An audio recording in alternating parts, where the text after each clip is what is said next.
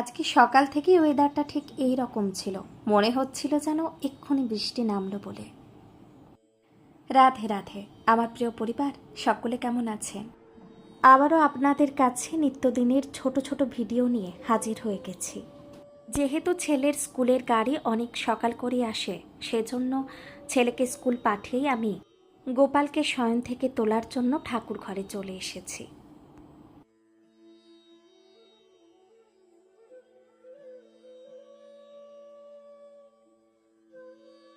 আপনারা সম্পূর্ণ ভিডিওটি দেখতে থাকুন, আশা করি আপনাদের সকলের ভালো লাগবে।